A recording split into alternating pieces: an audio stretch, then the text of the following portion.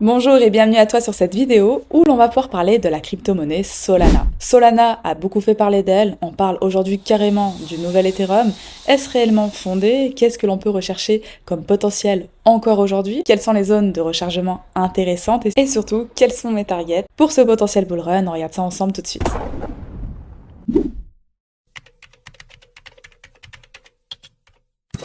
Alors avant de passer à l'analyse technique et graphique, comme d'habitude, on va faire un petit zoom sur Solana. Solana, très rapidement, qu'est-ce que c'est? C'est une blockchain de layer 1. On dit d'elle que c'est une blockchain de nouvelle génération, justement, qui va pouvoir se distinguer par sa rapidité et ses frais de transaction très très bas. Grâce à son mécanisme innovant, ce que l'on nomme le Proof of History, qui lui permet de traiter des milliers de transactions par seconde. Il est vrai, lorsqu'on parle de Solana, on pense directement au meme coin qui occupe une place très importante dans cet écosystème. Mais Solana, ce n'est pas que ça attire également énormément de développeurs pour les atouts que j'ai pu vous énumérer, pour tout ce qui est application décentralisée, tout ce qui est DeFi avec la finance décentralisée ou encore comme on l'a connu avec les NFT. Malgré tous ces atouts, Solana a quand même fait face à des défis tels que des pannes récurrentes, une centralisation assez excessive qui est peut-être son talon d'Achille, des choses encore à régler. Néanmoins, elle a su construire une communauté de développeurs dévoués et ces caractéristiques font d'elle un sérieux concurrent. On la retrouve quand même quatrième parmi les blockchains avec Bitcoin, Ethereum, BNB et Solana qui suit de très très près. Donc on va pouvoir passer à l'analyse technique et graphique sur Solana, donc les zones que je vais pouvoir attendre, les targets potentiels pour ce bull run, qu'est-ce que l'on va pouvoir surveiller. Alors Solana, on a connu la phase de bear market.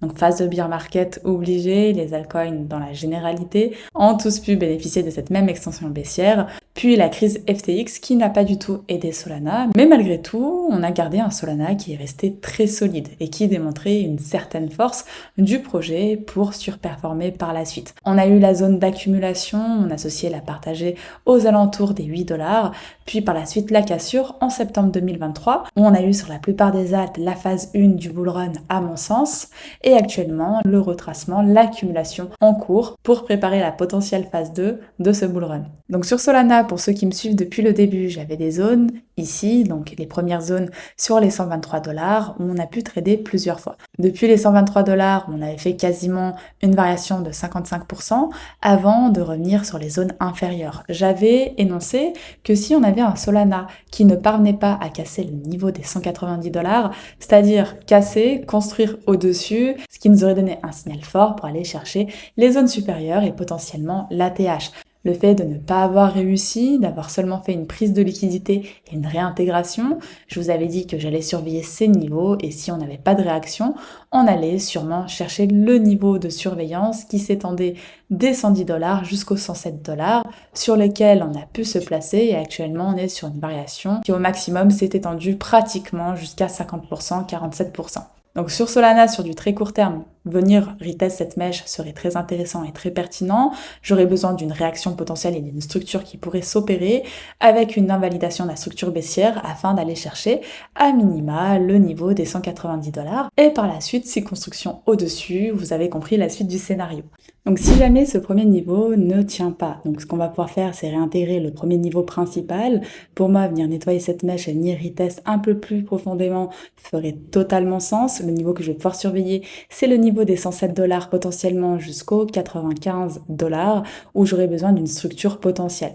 Ce qu'il faut garder en tête, c'est que la zone est hyper large. Si je prends la zone que je vous ai montrée principalement, qui est cette zone, qui s'étend potentiellement des 110 $ jusqu'aux 80 $. On pourrait même avoir sur Solana, si jamais Solana revient sur cette zone, avoir une prise de liquidité de toute cette zone d'accumulation, un retest de ce point d'intérêt aux alentours des 78 $, 79 $, avant de réintégrer, structurer et avoir la force nécessaire de faire le prochain mouvement d'impulsion haussière. Par contre, une invalidation de cette zone, ce serait quoi?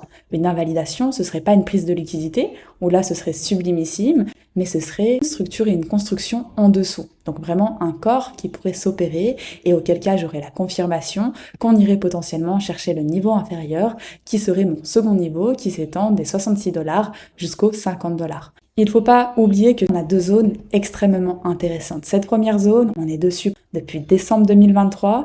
Jusqu'à présent, cette zone ne s'est pas faite casser et on est en train d'accumuler dessus. Donc il est clair que lorsqu'on revient rechercher ce niveau, on a toujours des variations très intéressantes, comme j'ai pu vous le démontrer. Et quand on a des structures qui s'opèrent, c'est des setups ultra intéressants. Et la deuxième zone hyper intéressante, si celle-ci venait à se faire invalider, si on avait un ultime retracement sur l'ensemble du marché de la crypto-monnaie assez sévère, ce serait la zone aux alentours des 50 $, où idéalement on reviendrait retest toute cette première zone d'accumulation initiale qui nous avait donné ce mouvement ultra important. Maintenant sur Solana, en termes de performance, qu'est-ce que l'on va pouvoir aller rechercher? Donc effectivement, des personnes qui sont placées depuis ici, la performance elle est juste incroyable. Actuellement, on a pu aller rechercher pratiquement un 1500%. Donc bien sûr, une prise de profit à mon sens obligatoire. Donc maintenant, ce que l'on va pouvoir aller rechercher pour la phase 2. Donc vous l'avez compris, j'ai besoin impérativement d'une construction au-dessus des 190 $, donc un cours qui construit au-dessus, ce qui nous donnerait la force nécessaire d'aller chercher l'ATH. Une fois l'ATH recherchée, et lorsqu'on repassera au-dessus des 260 $, aller chercher l'extension de Fibonacci qui nous amènerait un Solana avoisinant potentiellement les 400 $, qui à mon sens serait ma première target. Si par la suite on a un Solana assez fort, un Solana qui construit au-dessus de cette première extension de Fibonacci, on pourrait aller chercher par la suite ma seconde target qui serait aux alentours des 600 $. En termes de variation, qu'est-ce que ça donne pour une personne passée depuis les plus bas? Vous êtes pratiquement sur un 4600%. Pour une personne se plaçant sur les 110 $, on serait pratiquement sur un 300%. D'où l'importance d'avoir toujours les meilleurs prix d'entrée possibles, quitte à faire du DCA Smart comme j'ai pu vous le proposer sur une vidéo précédente. Donc Solana en termes de coefficient multiplicateur, dans une optique de bull run et de phase 2, effectivement, ça reste quand même intéressant.